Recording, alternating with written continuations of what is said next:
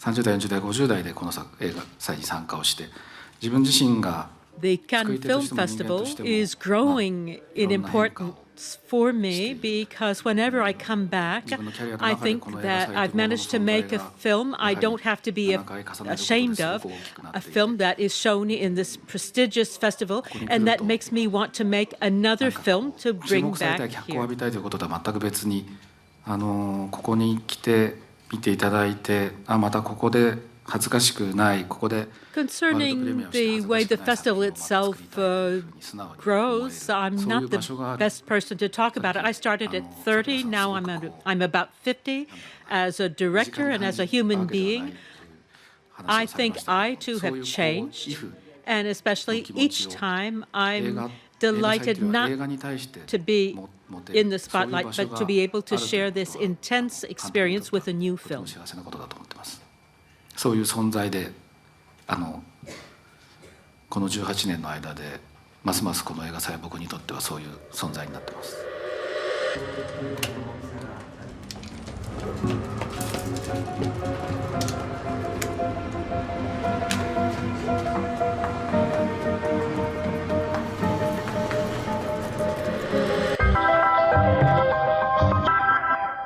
안녕하세요. 전 영화 시작해서 이만 36번째 에피소드를 시작하겠습니다. 저는 형광모자이고요. 안녕하세요. 펭귄맨입니다. 왜? 테이블 건드리지 말라고요. 죄송해요. 우리가 열악하기 때문에 네. 그럼요.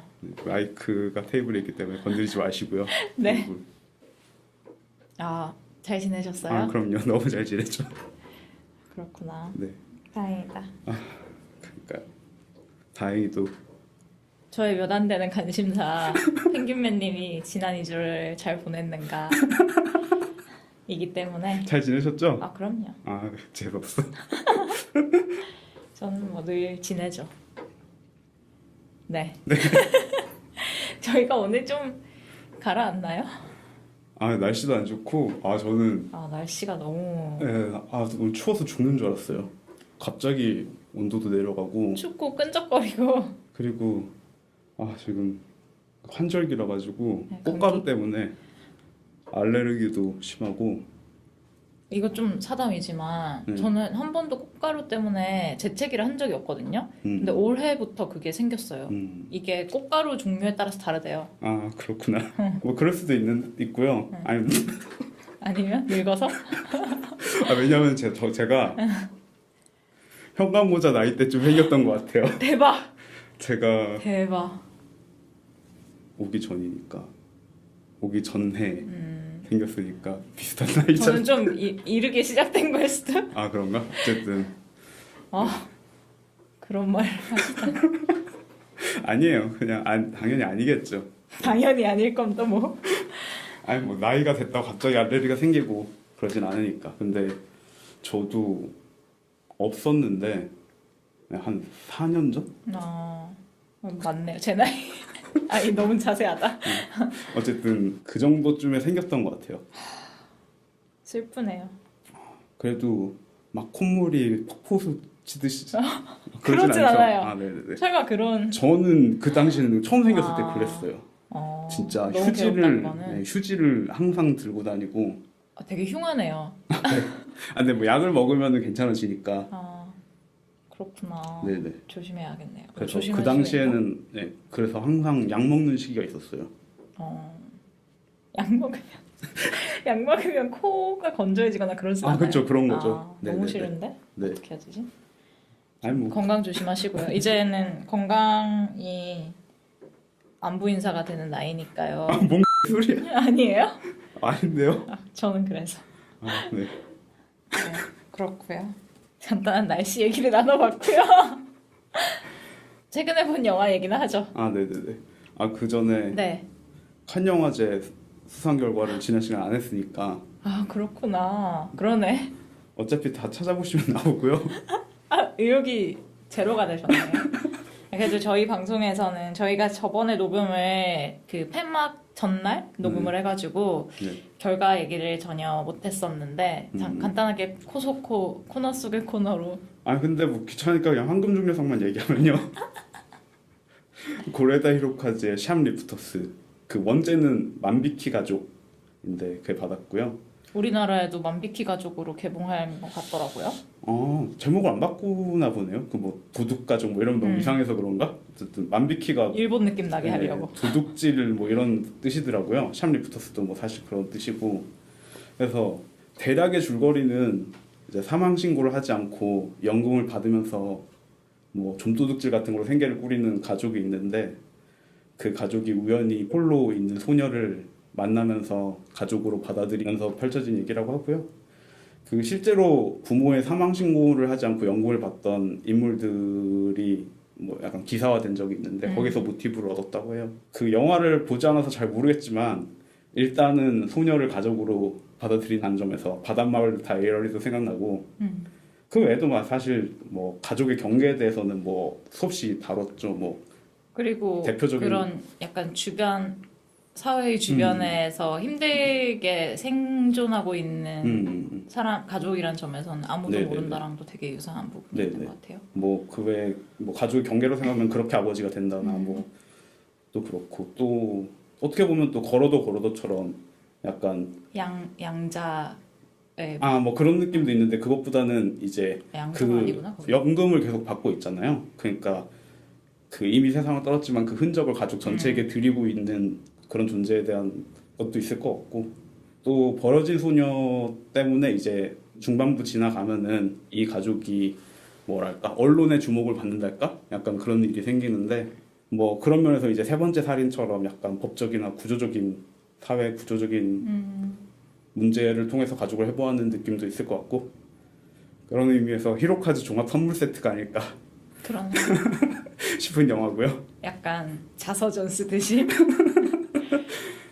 사실 저희가 오늘 다룰 바르다가 사랑한 얼굴들도 네. 일종의 자서전 같은 면이 있어서 갑자기 그게 생각이 나네요. 그러고 보니까 어제가 바르다 생일이었더라고요. 그렇죠. 구순을 맞이하신 할머니, 네, 귀여운 할머니. 네 그렇습니다. 오래오래 장수하셨으면 좋겠고. 네, 기원 드리고요. 네, 저희 참 시의적절하게 작품을 골랐네요. 그렇고요. 네, 뭐 다른 사항은 찾아보시면 나온다고 하니까요. 이게 약간 좀 시간이 지나가지고 네. 그렇지 않아요? 약간 그리고 제가 기본적으로 기억력이 워낙 안 좋아가지고 2주 전 일이라서 사실 저도 사실 기억이 잘 안 나고 네. 그 스파이크리가 네, 저거를 받았죠. 심사위원 대상. 네, 저거 블랙 클랜스맨으로. 네, 네, 네, 그렇고요. 네, 그렇습니다. 그렇습니다. 최근에 본 영화 얘기나 할까요? 네. 근데 저는 사실 시간이 없어가지고 네. 영화 딱 한 편밖에 안 봤어요. 2주 동안. 제가 할 말을 지금 하셨어요. 그럼 오늘 저희 1부는 굉장히 짧은 걸로 어쩔 수 없네요. 네, 네. 먼저 하시겠어요? 네네. 근데 저는 본 것도 그 현관보다 저번에 봤다고 했던 툴리를 봤거든요. 존이랑. 네네네네. 그랬는데 그것도 사실 또 2주 전이라서 기억이 흐릿하고. 흐릿해? 근데 저는 이제 약간 감상의 차이가 있었다면 저는 후반부에 내러티브적인 재미는 없다시피 했고, 오히려 뭐 저에게 인상적이었던 부분은 전반부까지 별 이야기가 없어서 좋았어요. 그러니까 별 이야기가 없었다기보다는 그러니까 영화적인 사건이 약간 발생하기 전까지의 세팅의 시간을 극단적으로 늘려가지고 영화 중반부까지 늘린 점이 오히려 저한테는 좀 인상적인 부분이었고, 그 과정에서 정말 출산이나 육아 같은 어머니로서의 노동의 시간들을 사실 특별할 것 없지만 재밌게 보여준 좀 인상적인. 진짜 그건 것 같아요. 특별한 건 아닌데 그냥 너무 리얼한 부분이 있는 것 같아요. 왜냐면 우리가 다 리얼한 거를 화면에서 본다는 게 약간 느낌을 새롭게 하는 부분이 있는 것 같아요. 네네, 알고 있는 거랑 또 그거를 이제 직면하는 거랑 굉장히 다르니까. 알고 있어도 사실 뭐 되게 자기 일이 추상적으로, 아니면은 또 외면하고 싶기도 하고. 굉장히 추상적으로 알고 있는 것들을 보게 되는 재미가 좀 있었고요. 저는 뭐 그냥 그 뒤에는 사실 그냥 그랬고. 저는 지금 얘기하는 걸 들어보니까 초반부에는 좀 그 둘째 아들에 대한 이야기가 좀 많았잖아요. 뭐 학교에서 문제를 일으킨다든지 더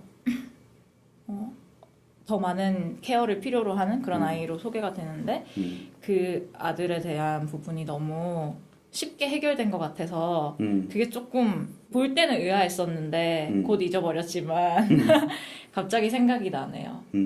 근데 그 장면이 되게 저는 좋았거든요. 좀 웃기긴 한데 그 새로운 학교로 가서 거기서 어떤 남자 선생님이 아이를 진정시키는 부분이 나오는데 좀 너무 동화 같은 이야기지만 그 부분이 되게 좋았는데 뜬금없이 나왔다 뜬금없이 끝나버렸네요. 그쵸, 약간 요정같이. 요정, 화장실 요정이 등장해서 네, 그렇게 나오죠. 제가 본 영화 네네네. 아 진짜 오늘 20분 만에 끝나겠는데 저는 데드풀 2를 봤거든요. 아, 네. 근데 일단 데드풀 시리즈의 장점은 그거잖아요. 장점이랄까 특징은 자기가 그저 영화에 불과하다는 걸 알고 있다는 점 그건데 이제 거기서 좋게 보려면 이제 스스로가 영화일 뿐이고 정말 그냥 고작 영화일 뿐이라서 여기서 하는 모든 얘기가 사실은 그냥 농담이라는 걸 알고 있다는 점이 저는 장점이라고 생각하는데 이걸 이용하는 개그가 사실 다죠, 데드풀은. 근데 그게 1편에서 사실 저는 1편의 개그가 어땠는지 사실 잘 기억이 안 나는데 그때 볼 때는 되게 재밌게 봤거든요. 근데 이 2편에서는 저는 이런 개그들이 그냥 되게 의미 없이 반복된다는 생각이 들었고 이런 약간 자기 반영적인 개그가 사실 계속 새로워져야지만 의미를 갖는데 너무 비슷한 거를 계속 사용하니까 뭐 예를 들면은 이쯤에서는 뭐가 나와야 되잖아. 뭐 이쯤에서는 뭐 주인공이 뭐 이걸 하잖아. 이런 식으로 하는 개그는 1편에서의 반복 이상은 아닌 것 같고 그래서 저는 좀 지겨웠어요. 보는 동안 지겨웠고 그걸 빼고 중심이 되는 이야기가 파이어 피스트라는 소년이랑 데드풀의 유사 부자 관계 이야기인데 이것도 너무 허약해가지고 아쉽고 뭐 시작 부분에서 저는 이미 김이 빠졌던 게 주인공 데드풀이 이제 데드풀도 어떻게 보면 약간 아이언맨 같은 캐릭터적인 성격이 있잖아요. 좀 쿨하고 뭐 내가 하는 일이 엄청 대단한 일은 아니야 이런 식으로 생각하는 약간 쿨한 슈퍼히어로 중에 한 명이라면 이런 주인공들은 꼭 한 번씩 되게 전통적인 가치를 위해서 각성을 해야 되는데 그게 꼭 항상 여자친구나 연인이 죽으면서 아니면 다치면서 시작되는데 그런 게 전 좀 지겨워서 시작부터 약간 저에게는 지겨웠고 특히 여자친구가 죽으면서 영화가 시작하는 부분에서 좀 뭐랄까 어떤 한계? 그런 게 좀 보여서 영화에서 그런 얘기 많이 하거든요. 이게 시기적으로도 그렇다 보니까 뭐 엑스맨에 대해서 얘기를 하다가 엑스맨이라고 사실 부르면 안 돼. 그건 성차별적이야 이러면서 엑스포스나 엑스피플 막 이런 식으로 개그를 하는데 재밌지만 그게 그냥 농담 이상이 아닌 것처럼 느껴지는 부분들이 있어서 다른 부분에서 저는 좀 전반적으로 많이 아쉬웠고 이제는 더 이상 그럼 엑스맨밖에 기다릴 슈퍼히어로물이 없다라는 생각을 하면서 그랬습니다. 제가 사실 이거를 보기 전에 택시를 타고 어디를 갔어요. 친구랑 이따가 영화 뭐 보지 뭐 얘기를 하다가 택시 기사가 자기가 다 본 거예요. 인피니티 워도 봤고 데드풀도 봤고 또 하나 블록버스터가 뭐였지? 한솔로도 봤고 근데 그중에 인피니티 워만 재밌었다고 하더라고요. 근데 제가 워낙 또 어벤져스를 안 본 지가 오래돼서 그냥 데드풀을 봤는데 인피니티 워를 봤다면 달랐을까? 뭐 그런 생각도 해봤어요. 저는 뭐 잘 몰라서 의견이 없고요. 저는 2주 동안 하나 본 건데 너무 별로여서 아쉬웠고 다음부터는 열심히 보겠습니다. 오늘 1, 2부 합쳐도 되겠는데요? 근데 뭐 갑자기 합치면 이상하니까. 그러면은 다음에 할 영화 하나 정해볼까요? 그러니까요. 그거나 길게 한번 얘기해보죠.